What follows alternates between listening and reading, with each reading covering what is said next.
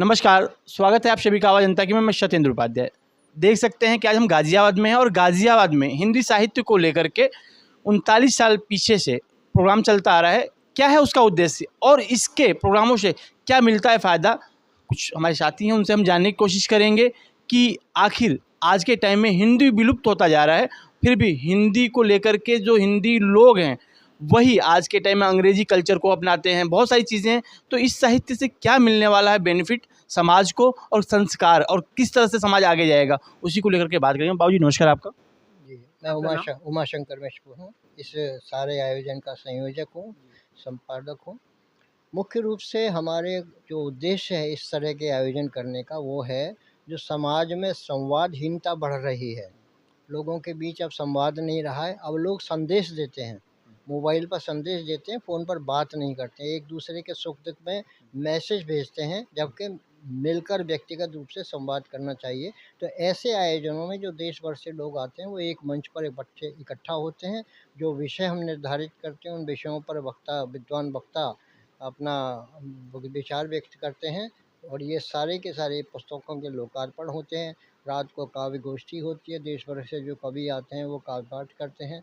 इसके अलावा पुस्तकों के लोकार्पण किए जाते हैं हर सम्मेलन में, और देश भर से चुने हुए विद्वानों का राष्ट्र स्तरीय नामित सम्मान अलंकरण होता है।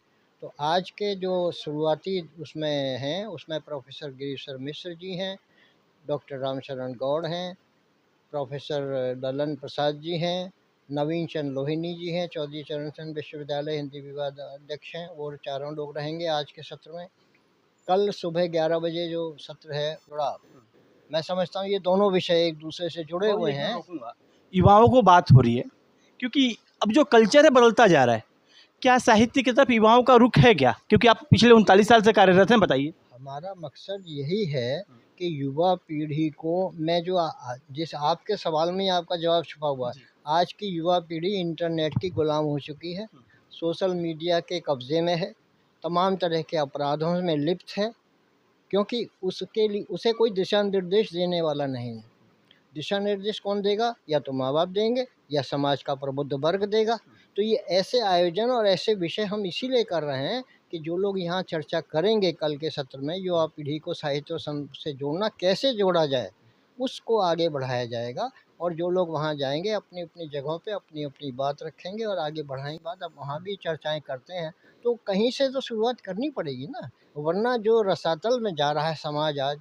आप तो पत्रकार हैं, आप जानते हैं कि पूरे दिन सुबह उठते ही जब आप अखबार उठाते हैं तो आपकी रूह कांप जाती है, शुरू से लेकर आखिर तक सिवाय घिनौने अपराधों के आपको कुछ देखने को नहीं मिलता। तो हम कैसे समाज में जी रहे हैं, और ऐसे समाज में क्या हम राम राज्य की कल्पना कर सकते हैं? ये मुख्य इस सम्मेलन का हमारा उद्देश्य है। बाबूजी, राम राज्य की बात करते हैं। राम राज्य की बात तो बहुत पहले से होते आई। मैं ये कह रहा हूँ कि राम, देखिए आज़ादी को के बाद हम 76 साल भारत को आगे ले आए हैं। गांधी जी ने सबसे पहले राम राज्य की कल्पना की थी कि आज़ाद भारत में राम राज्य को स्थापित किया जाएगा। आज क्या हो रहा है, मैं किसी व्यक्ति किसी दल की आलोचना ना मैं मंच से कराऊंगा ना मैं करूंगा, लेकिन राम के नाम पर, राम की राज्य के नाम पर किसी एक दो का बात नहीं है। तो और असल में राम राज्य कोई नहीं ला जाता। मसलन क्या गांधी जी की ने ये कल्पना की थी कि 75 साल के बाद भारतीय लोकतंत्र की ये स्थिति होगी कि हमारे सदन में 1/3 सांसद और विधायक बड़े से बड़े गंभीर अपराधों में लिप्त होंगे और वो सत्ता में बैठे होंगे? क्या ऐसे लोगों से हम रामराज्य की कल्पना कर सकते हैं? क्या ऐसे लोग युवा पीढ़ी को, जिसे हम भारत का भविष्य कहते हैं, हमारे जो युवा हैं वो आने वाले भारत का भविष्य हैं, तो हम आने वाले भारत के भविष्य को कैसी विरासत दे रहे हैं, कैसी संस्कृति दे रहे हैं, कैसा समाज दे रहे हैं, ये बनाना हम लोगों का काम है।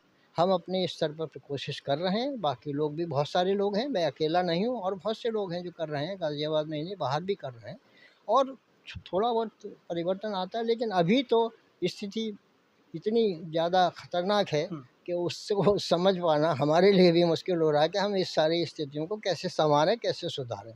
लेकिन होगा, हम आशावान हम बिल्कुल पॉजिटिव सोच रखते हैं। हम सोचते हैं कि अच्छे काम के अच्छे परिणाम निकलेंगे, देर से निकलेंगे लेकिन निकलेंगे निश्चित रूप। रुचि है ना, वो कम होती जा रही है, गाज़ियाबाद में ही सब जगह हम देख रहे हैं। और जब से कोविड के ज़माने में जो ऑनलाइन और ये सारी चीज़ें शुरू हुई हैं, तब से तो लोगों में पढ़ने पढ़ाने की रुचि और मिल बैठ के बातचीत करने की रुचि ख़त्म हो रही है। हमें उसे फिर से लौटाना है, हमारा लक्ष्य ये है कि वो स्थिति फिर से आए, लोगों का रुझान, क्योंकि देखिए शब्द को हम ब्रह्म मानते हैं, लिखा हुआ शब्द, छपा हुआ शब्द कभी नहीं मिट सकता। आपने आज किसी फ़ोन पे बात की, आप भूल गए, आपने डिलीट कर दिया, लेकिन जो लिखा छप हुआ गया है वो ब्रह्म सत्य है। तो हमें उस ब्रह्म सत्य को स्थापित करना है, पुनर्स्थापित करना है, और यही हमारा लक्ष्य है। इसी दिशा में हम काम कर रहे हैं और ईश्वर हमारे साथ है। सबसे बड़ी बात है, ईश्वर हमें जो दिशा निर्देश देता आया अब तक, हम उसी तरह से आगे बढ़ें। देखा आपने साहित्य को लेकर के जो एक्सपीरियंस बाबूजी ने शेयर किया, युवा पीढ़ी को कहीं ना कहीं साहित्य के बारे में सोचने की ज़रूरत है। हम अपनी संस्कृति और सभ्यताओं को भूल करके पश्चिमी सभ्यताओं पे जो लोग जा रहे हैं, उनको अपनी विचारधारा पे लौटने की बात है। आवाज़ जनता से सत्येंद्र उपाध्याय।